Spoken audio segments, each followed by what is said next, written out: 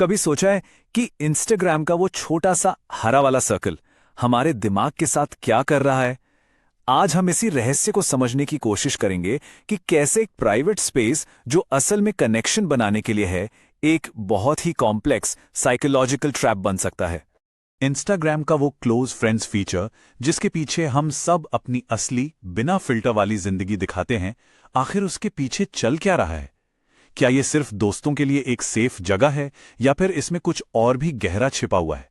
तो चलिए सबसे पहले ये समझते हैं कि ये क्लोज फ्रेंड्स फीचर आखिर है क्या और ये इतनी जल्दी इतना जरूरी क्यों बन गया। देखिए, हांगकांग के युवाओं पर एक स्टडी हुई और वो बताती है कि लोग इस प्राइवेट स्पेस की तरफ क्यों भाग रहे हैं। ये एक ऐसी जगह है जहां वे अपनी पब्लिक प्रोफाइल के प्रेशर से दूर बिना किसी फिल्टर के खुलकर अपनी बात कह सकते हैं।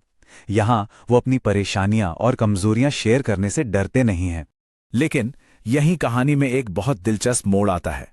रिसर्च से यह पता चलता है कि यह फीचर एक दोधारी तलवार जैसा है। जहां एक तरफ इसके फायदे हैं, वहीं दूसरी तरफ इसके कुछ ऐसे पहलू भी हैं जो सच में चौंकाने वाले हैं। स्टडी में एक हैरान करने वाला अंतर मिला।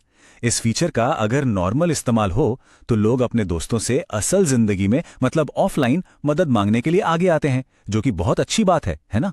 लेकिन जब इसका बहुत ज्यादा इस्तेमाल होता है तो लोग ऑनलाइन मदद ज्यादा मांगने लगते हैं और चिंता की बात यह है कि आत्महत्या की प्रवृत्ति का रिस्क भी ज्यादा पाया गया है।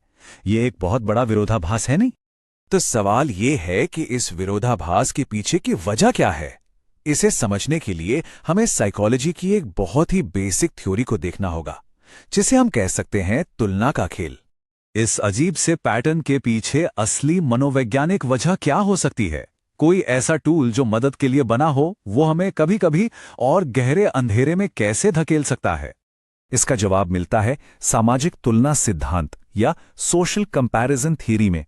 इसे 1954 में साइकोलॉजिस्ट लियोन फेस्टिंगर ने दिया था। बहुत ही सिंपल शब्दों में यह थ्योरी कहती है कि हम इंसानों की फितरत है खुद को दूसरों से तौलना। हम अपनी राय, अपनी काबिलियत, अपनी जिंदगी सब कुछ दूसरों के मुकाबले रखकर ही समझते हैं कि हम कहां खड़े हैं। और ये तुलना मतलब ये कंपैरिजन मोटे तौर पर दो तरह का होता है।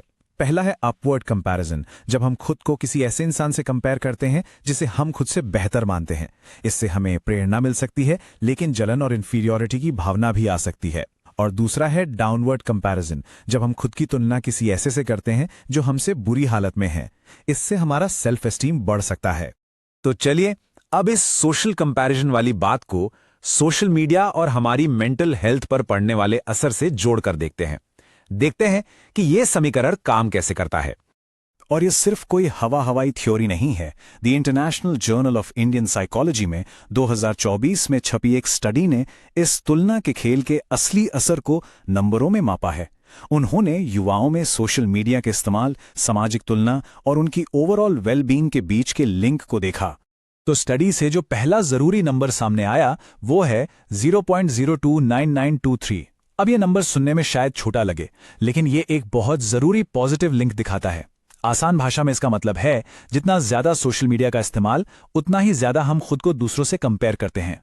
और दूसरा आंकड़ा तो और भी ज्यादा जरूरी है, -0.1273। ये सोशल मीडिया के इस्तेमाल और हमारी खुशी और जिंदगी से संतुष्टि की भावना के बीच का कनेक्शन है। यहां पर ये जो माइनस का साइन है ना, ये सारी कहानी कहता है। ये एक नेगेटिव लिंक दिखाता है। मतलब जैसे जैसे सोशल मीडिया का इस्तेमाल बढ़ता है, लोगों की वेलबींग की भावना कम होती जाती है। तो चलिए अब इन सभी खोजों को एक साथ लाते हैं और देखते हैं कि ये सब मिलकर हमें पूरी तस्वीर के बारे में क्या बताता है। सिंह और त्रिपाठी की 2024 की स्टडी इस बात को बिल्कुल साफ शब्दों में कहती है।